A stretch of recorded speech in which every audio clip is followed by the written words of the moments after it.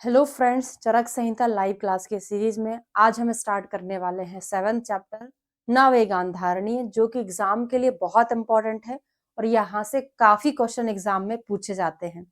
लक्षण से ही पूछे जाते हैं और चिकित्सा से भी, और काफी रेफरेंसेस भी यहाँ से बनते हैं। चलिए शुरू करते हैं। 7वां चैप्टर है नवेगान धारणीय और आचार्य बागभट्ट ने अष्टांग हृदय में 4th नंबर का चैप्टर जहां पे बताया है रोगानुत्पादनी अध्याय, वहां पे अधारणी वेगों का वर्णन किया और धारणी का भी। इन्होंने यहाँ पे दोनों प्रकार के वेगों का वर्णन किया है। सबसे पहला क्वेश्चन क्या बनता है, अधारणी वेग कितने होते हैं? तो चाहे वो आचार्य चरक हो चाहे बागभट्ट हो, दोनों ने 13 ही बताया। अभी देखते कैसे काउंट, कहीं कहीं आप बागभट्ट के 14 लिख लेते, वो गलत है। अभी काउंट करके बताने वाली हूँ 13 कैसे होते हैं, ठीक है। और सुश्रुत का कहाँ है? सुश्रुत ने ऐसे अधारणी वेग करके नहीं बताया, पर उत्तर तंत्र में आप पढ़ेंगे तो अधारणी वेग जो है ना चरक के, उन्होंने उसको उदावर्त में वही सारी चीजें बता दी। उदावर्त 13-14 प्रकार के देखना है ना, 13+1 अन्नज टाइप का होता है, तो उन्होंने उसमें इंक्लूड कर लिया। उन्होंने ऐसे अधारणी वेग करके अलग से नहीं बताया, उदावर्त के अंतर्गत ही वो सारी चीजें हैं, ठीक है। तो अभी यहां से बिल्कुल भी याद नहीं करना कौन कौन से होते, जैसे हम पढ़ते चलेंगे आपको याद ही हो जाएगा। बस इतना याद रखो कि जो चरक जी ने 13 बताए हैं, बागभट्ट जी के 13 हैं, एक का नाम रिप्लेस किया है। संग्रह में देखो सूत्राध्याय 4 नहीं है ना, सॉरी 4 है, 5 नहीं है।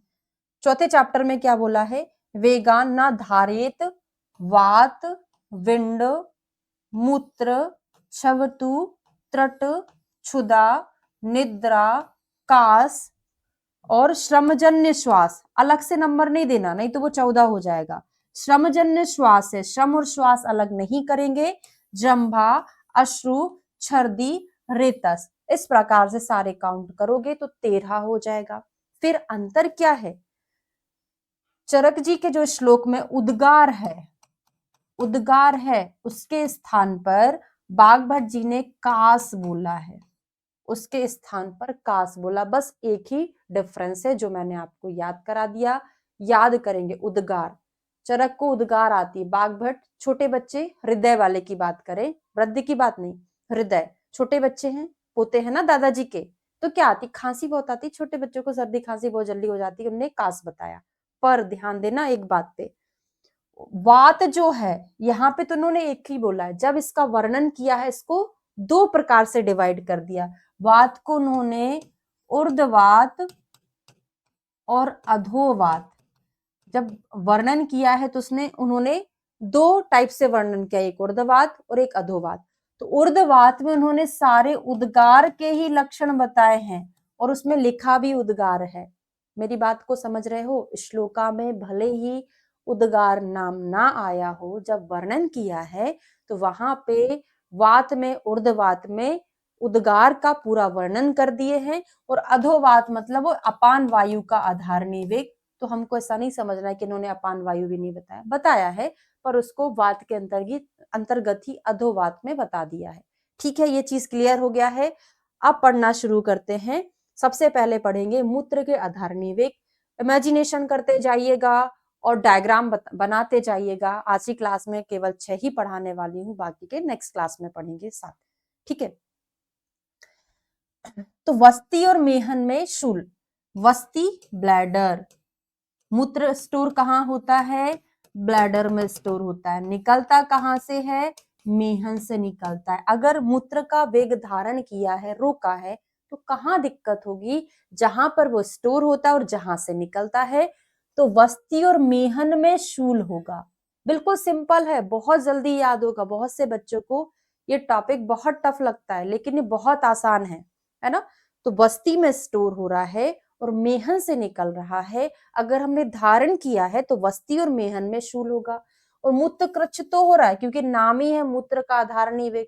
आपने मूत्र को रोका है, बाद में मूत्र त्याग करने जाते तो मूत्र में कृच्छता होती है, ठीक है। शिरोरुजा को अभी आगे पुरीश में जाके कोड बनाकर याद कराऊंगी।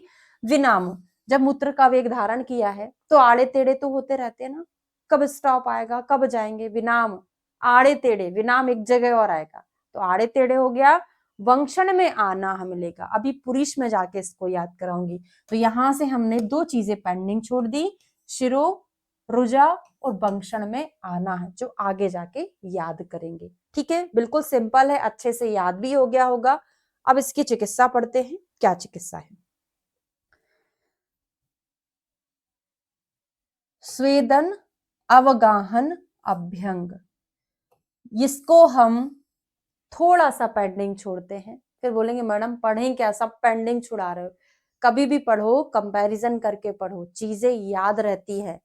इसको हम मूत्र, पुरीष और शुक्र, क्या सिमिलरिटी है? तीनों अधोमार्ग की बीमारियां हैं, है ना। मूत्र में स्वेदन ना, स्वेदन में ना, अवगाहन में ना और अभ्यंग में ना नहीं है, तो नाना वाले साथ में रख दिए। पहले मैं यही ट्रीटमेंट याद करा देती हूँ सभी का। स्वेदन, अवगाहन, अभ्यंग, तो नाना वाले साथ में रख दी, अभ्यंग बाद में रख दिया। ऐसे ही जब हम आपको पुरीष पढ़ाएंगे तो पुरीष में क्या दिया है, अभ्यंग को बुरा लग गया मुझे लास्ट में क्यों भेज दिया, तो अभ्यंग को बीच में फिट कर दिया। स्वेदन, अभ्यंग, अवगाहन, नाना वाले अगल बगल, अभ्यंग को बीच में कर दिया। अब स्वेदन को गुस्सा आ गया, शुक्र में से वो हट गया। शुक्र वाले में उन्होंने क्या बोला, स्वेदन को बताया नहीं, बस नाना वाले दो को रख दिया है। क्या हो जाएगा वहां पे, अभ्यंग और अवगाहन, स्वेदन हट जाएगा। शुक्र व श्रोतस में स्वेदन कहाँ करते, शुक्र शीतल होता है, उष्ण चीज वहां पे नहीं करना है, तो मना कर दिए हैं। ठीक है, हो गया है। चलिए वापस आ जाते हैं। तो पेंडिंग नहीं रखा, मैंने आपको पढ़ा दिया है। ठीक है, बाकी की चिकित्सा पढ़ते हैं। एक मिनट, हाँ हैंग हो गया है बोर्ड। ठीक है, तो स्वेदन, अवगाहन, अभ्यंग, सर्पिश्च उत्तर भक्तिकम, उत्तर भक्तिकम सॉरी सर्पिश्च औपीडिकम, कैसा दे रहे हैं, औपीड़क घृतपान का यहाँ पर प्रयोग किया जा रहा है। औपीड़क घृतपान का मीनिंग होता है खाना खाने के पहले, प्रागभक्तम और जीनांतिकम, खाना खाने के बाद 2 समय औपीड़क घृत का पान करना चाहिए। बस 1 मिनट रुक जाइए, हाँ हैंग हो गया है बोर्ड।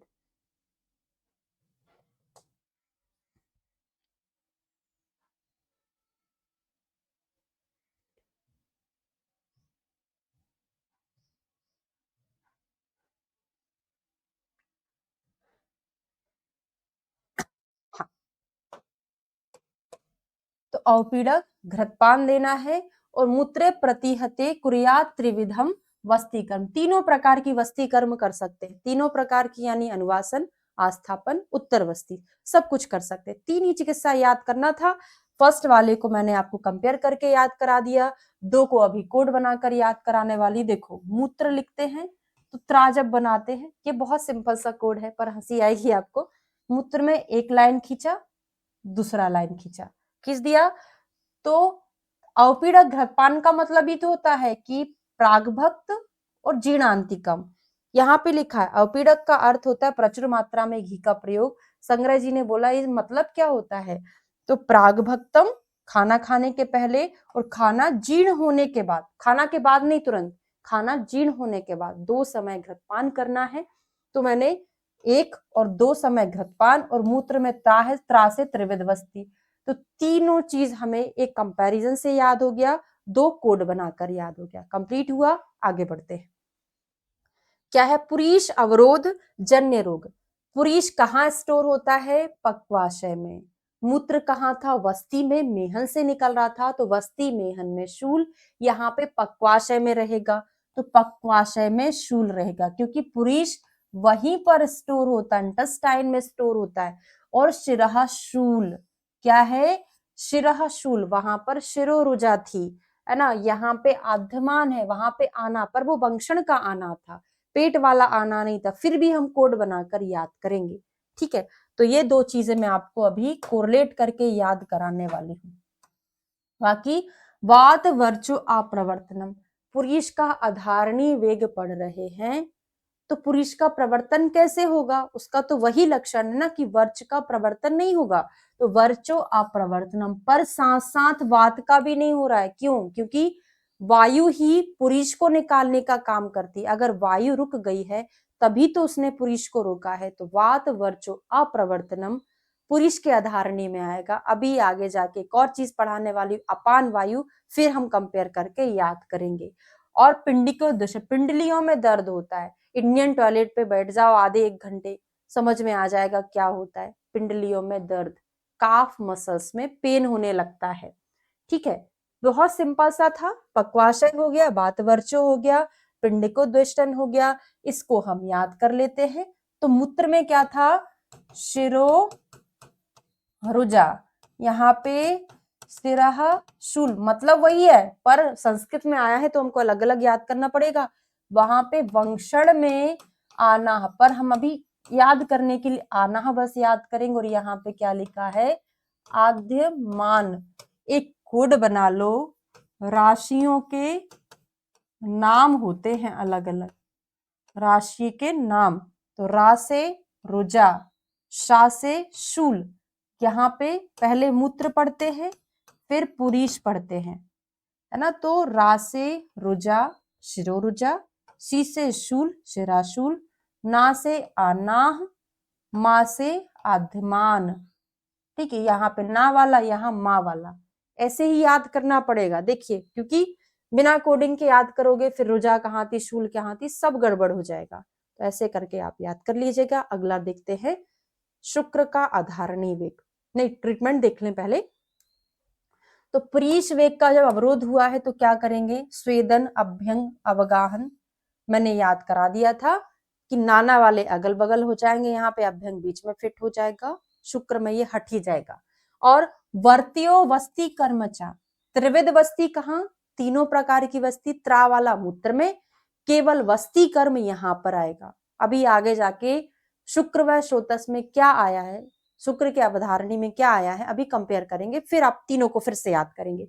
वर्ती देना, देखो पुरुष का वेग धारण हुआ मतलब हमको पुरुष निकालना है, तो वस्ती दे दो। यहाँ पे वस्ती मतलब जब भी सिंपल वस्ती नाम आता है उससे निरूह वस्ती समझना है, पर यहाँ पे निरूह नाम नहीं दिया, आगे जाके शुक्र में निरूह नाम दिया है, कंफ्यूज नहीं होना। यहाँ पे वस्ती और वर्ती, वर्ती यानी मदन फल की हमने वर्ती बना दी, या किसी लग्जेटिव की हमने वर्ती बना दी, गुदा में लगा दिया, तो वहां से मल का निस्सरण हो जाएगा। तो हमको मल निकालना है, तो कौन सा ट्रीटमेंट करेंगे, वर्ती और वस्ती देंगे। और चलो ठीक है, ये नहीं लगा रहा है, फिर क्या देंगे, ऐसा अन्न देंगे जो बचे हुए को मथ कर निकाल दे, उसको बोलते क्या है, प्रमाथी अन्नपान। कौन सा अन्न देंगे हम, प्रमाथी अन्नपान देंगे, जो बचे हुए मल को घुलकर निकाल दे। ठीक है, समझ में आ गया। अब आते हैं शुक्र के अधारणी वेग में। तो शुक्र में जो शूल हो रहा है, मेढ्र और ब्रषण में हो रहा है, जो हमें बहुत कंफ्यूज करता है मूत्र के अधारणी वेग में। मूत्र में क्या था, वस्ती में स्टोर हो रहा था, मेहन से निकल रहा था, तो वस्ती और मेहन में शूल है। पर मेहन मतलब मेढ्र तो यहाँ पे, क्योंकि शुक्र और मूत्र का पैसेज एक ही है, तो मेहन मेढ्र में शूल तो दोनों जगह है, पर वहां पर वस्ती रहेगा, यहाँ पे वस्ती ना हो के वा से ही आने वाला क्या रहेगा, ब्रषण रहेगा। इतना ही डिफरेंस है, तो अब कंफ्यूजन नहीं होगा ना। ठीक है, अंगमर्थ हृदय व्यथा, हृदय व्यथा तो दो जगह पढ़ेंगे, एक शुक्र हो गया और एक पिपासा हो गया। अभी से कोड बना देती हूँ हृदय व्यथा की। ट्रेन में जा रहे हैं, प्यास लगी है, पानी की व्यवस्था नहीं है ना, तो हमको क्या लगेगा, हृदय में व्यथा होती है, काश पानी मिल जाए। कुछ नहीं सुनाई देता, बाधिर हो जाता है, केवल पानी की आवाज सुनने के लिए बेकरार रहते हैं कान, है ना। तो बाधिर्य, पिपासा में बाधिर भी मिलेगा, इसलिए पूरा कोड साथ में बता दिए हैं। तो बाधिर्य और हृदय व्यथा, हृदय में व्यथा, तो पिपासा में हृदय व्यथा और यहाँ पे शुक्र में हृदय व्यथा, दोनों चीजों को कोरिलेट करके याद करिएगा, है ना। शुक्र में हृदय व्यथा और पिपासा में।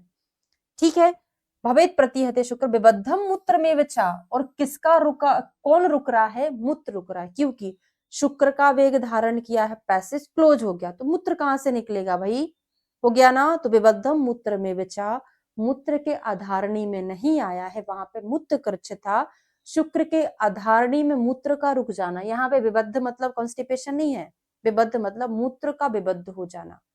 ठीक है, पैसेज सेम था, शुक्र नहीं निकला तो मूत्र नहीं निकलेगा। तो अब देखो, वात वर्चो अप्रवर्तन, वात और मल नहीं निकल रहा पुरुष के अधारणी वेग में, मूत्र नहीं निकल रहा है वो शुक्र के अधारणी वेग में, शुक्र तो नहीं निकल रहा पर मूत्र भी नहीं निकल रहा है।